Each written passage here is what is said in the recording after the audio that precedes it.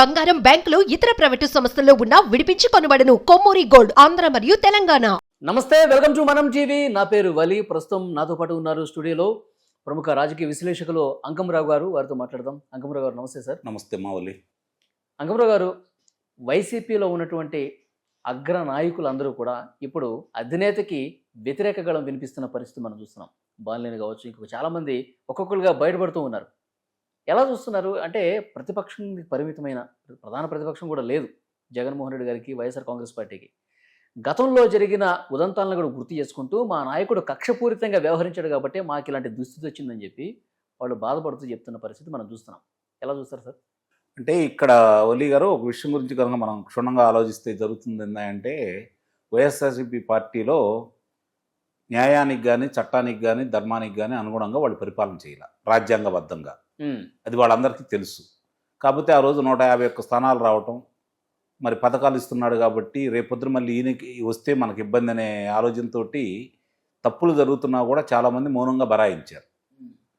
ఈరోజు పరిస్థితి ఎలా ఉంది అంటే, వాళ్ళే జగన్మోహన్ రెడ్డి గారి వర్గం ఒకవైపు, జగన్మోహన్ రెడ్డి గారు ఉంటే మన పార్టీ భవిష్యత్తు లేదు, మన భవిష్యత్తు లేదు, మనం తెలుగుదేశం పార్టీలోకి వెళ్ళలేము, కాబట్టి మన భవిష్యత్తు ఏందని ఆలోచించుకునే వర్గం ఇప్పుడు 2 వర్గాలుగా తయారైనాయి అక్కడ.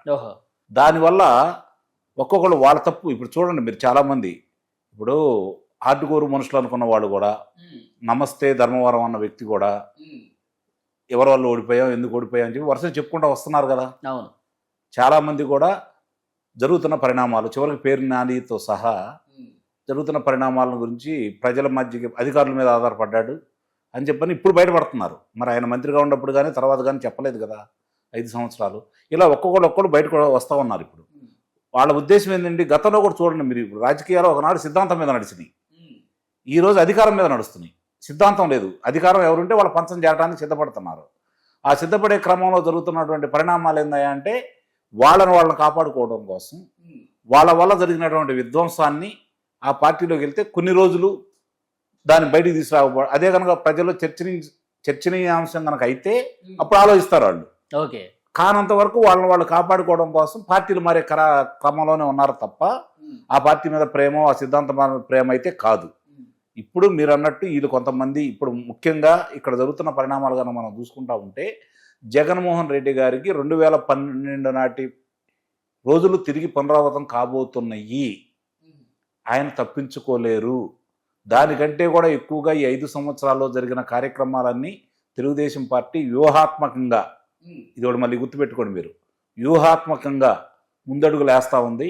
ఒక్కసారి కనుక ఆయన మీద అభియోగం పెట్టి అదుపులో తీసుకుంటే ఎవరు ఆయన కాపాడలేరు. ఆ విధంగా వాళ్ళు చక్రబంధంలో ఇరికిస్తున్నారు జగన్మోహన్ రెడ్డి గారిని, దాన్ని సహకరించిన అధికారుల్ని, అలాగే నాయకులను కూడా అని చెప్పిన వాళ్ళకి అర్థమైపోయింది ఇప్పుడు. ఓకే, దాని నుంచి బయటపడాలంటే ఇప్పుడు ఏం చేయాలి? వాళ్ళకి ప్రత్యామ్నాయం ఒకటే కనపడతా ఉంది, పార్టీలోంచి బయటికి వెళ్ళాలా, అధినాయకుడిని తిట్టాలా, జరిగిన పొరపాటు ప్రజలకు చెప్పాలా. ఈ విధమైన కార్యక్రమంలో పార్టీకి పూర్తిగా దూరం అయిపోదామని కొంతమంది నాయకులు డిసైడ్ అయిపోయారంటారా? నిస్సందేహంగా ఓకే, ఈ 4-5 నెలల్లోనే పరిణామాలు జరుగుతాయి. ఇప్పుడు మొదలు పెట్టారు, రఘురామకృష్ణరాజు గారు ప్రారంభించాడు. ఓకే, జగన్మోహన్ రెడ్డి గారిని 3వ ముద్దాయిగా పెట్టాడు. ఏది ఆ కేసులో ఆయన్ని కొట్టిన కేసులో అత్యాయత్నంగా పెట్టేసి ఎవరెవరు సహకరించారు, సునీల్ కుమార్ గారు, అలాగే ఆంజనేయులు గారు, విజయపాల్, వీళ్ళంతా వరుసనే తీసుకొని వస్తే చివరికి వైద్యులు ప్రభావతి గారు అందరిని కూడా దాంట్లో పొందుపరిచాడు కదా. ఈ పొందుపరిచినప్పుడు ఇది రాష్ట్ర స్థాయిలో విషయం కాబట్టి ఇప్పుడు దాన్ని కనుక వాళ్ళు తీసుకొని ముందుకెళ్తే సహజంగానే వీళ్ళకి గతంలో వాళ్ళు చేసినట్టుగా అర్ధరాత్రికి తీసుకెళ్తాలు, గోడలు దూకటాలు, ఇబ్బంది పెట్టాలు లేకుండా వీళ్ళు చట్టబద్ధంగా ఒక్కోటి కార్యక్రమాలన్నీ బయటకు తీసుకొస్తూ వాళ్ళకి ముందుగానే తాకీదులు పంపించేసి దీనికి వివరణ ఇవ్వండి అని అడుగుతారు. ఓకే, 1-2 సార్లు వివరణ రాకపోతే 3వసారి అదుపులో తీసుకుంటారు. ఆ కార్యక్రమం జరుగుతూ ఉంది. ఒక్కటే కాదు, ఇక కనీసం నాకు తెలిసినంత వరకు చాలా ఒక 100 పైన ఈ కుంభకోణాలన్నీ బయటికి తీస్తా అన్నారు. నిన్న వివరంగా ప్రతి శ్వేతపత్రం ఇస్తున్నారు. మీరు ఓలీ గారు ఒకసారి అర్థం చేసుకోండి, ప్రతి దాంట్లో జరిగిన విధ్వంసాన్ని ప్రజల్ని ముందుగానే చైతన్యపరుస్తున్నారు. రేపు పొద్దున వీళ్ళ మీద కనుక చర్యలు తీసుకుంటే ప్రజలు ఆ రోజు నిజంగానే చంద్రబాబు నాయుడు గారు పలానా రోజు చెప్పారు కదా, కాబట్టి వీళ్ళ మీద చర్య తీసుకోవడం సబబే అని మానసికంగా ప్రజలను కూడా సిద్ధం చేస్తున్నారు. ఇది తెలుగుదేశం పార్టీ చేస్తున్నటువంటి మంచి విషయం. శ్రేణులు ఇక్కడ కొంచెం ఎక్కడ అక్రమం లేదు, ఎక్కడ కక్షపూరితం లేదు, అవును వాళ్ళు చేసిన అన్యాయం ఏదని చెప్పి అవును శ్వేతపత్రంలో చాలా స్పష్టంగా ఆధారాలతో సహా చూపిస్తున్నారు. అన్యాయం కాదు, అరాచకం, రాష్ట్ర విధ్వంసం, ప్రజలకు చేసినటువంటి అన్యాయం, ఇవన్నీ కూడా ప్రజలకి లెక్కలతో సహా వివరిస్తున్నారు వాళ్ళు. ఇక వీళ్ళు బయటికి వెళ్ళలేరు, తప్పించుకోలేరు. గతంలో జరిగినట్టయితే జరగదు. ఇంకొకటి సార్, విజయసాయి రెడ్డి గారు మొన్న ప్రెస్ మీట్ పెట్టినప్పుడు జర్నలిస్టులను నానా రకాలుగా తిట్టారు, మనం అందరం చూసాం. అయితే నా మీద అలిగేషన్ చేస్తున్న, నన్ను అక్రమంగా ఈ కేసులు ఇరికించాలని చూస్తున్న ఎవరైనా సరే వదిలిపెట్టను, మా పార్టీ వాళ్ళైనా అని చెప్పేసి అన్నారు. అంటే వైఎస్ఆర్ కాంగ్రెస్ పార్టీలో ఉన్న వాళ్ళే ఇట్లా చేస్తున్నారా? ఆయన దాన్ని ఎలా అర్థం చేసుకోవాలి మనం? ఇప్పుడు అక్కడ విజయసాయి రెడ్డి గారి యొక్క అంతరంగం ఏంటంటే, నాకు తెలిసినంత వరకు ఆయన గతంలో చేసిన తప్పులన్నీ ఒప్పుకొని మమ్మల్ని రక్షించండి మహాప్రభు అని చెప్పని కొంతమంది రాజ్యసభ సభ్యులను కూడా తోడు తీసుకొని భారతీయ జనతా పార్టీలోకి వెళ్ళే కార్యక్రమం పెట్టాడనేది ఒక అంశం. ఓకే, దానికి మిగిలిన వాళ్ళని తీసుకుంటారు కానీ విజయసాయి రెడ్డి మీద ఉన్న అభియోగాలను దృష్టిలో పెట్టుకొని తీసుకోరనేది ఒక అభిప్రాయం. ఓకే, తీసుకుంటే ఇప్పుడు వాళ్ళు మామూలుగా తప్పు చేసిన వాళ్ళు అవుతారు. కాబట్టి మిగిలిన వాళ్ళని తీసుకుంటే మరి ఈయన రక్షించుకోవాలి కదా. దానికి జగన్మోహన్ రెడ్డి గారి అంటే ఇది జగన్ గారికి తెలియకుండా ఆయనంతటా ఆయన ప్లాన్ చేసుకుంటున్నాడు. అవును, కాబట్టి ఇది వాళ్ళ మనుషులే వాళ్ళే బయటికి తీసుకొచ్చారు. ఇది మదన్ మోహన్ గారు బయటికి రావచ్చు, ఇవన్నీ ఇంతకుముందు జరిగినా కూడా ఎందుకు బయటికి రాలేదు, ఇప్పుడే ఎందుకు బయటకు వచ్చాడు? ఎవరి మదన్ మోహన్? తెలుగుదేశం పార్టీ కార్యకర్త, తెలుగుదేశం పార్టీ సానుభూతి పరుడా, లేకపోతే భారతీయ జనతా పార్టీ కార్యకర్త సానుభూతి పరుడా కాదు కదా. జనసేనకు కూడా సానుభూతి పరుడో లేదా కార్యకర్త కాదు కదా. ఈరోజు ఎందుకు బయటకు వచ్చాడు? విజయసాయి రెడ్డి గారు విజయవాడలో కూర్చొని దానికి సమాధానం ఇవ్వకుండా విశాఖపట్నం ఎందుకు వెళ్ళాడు?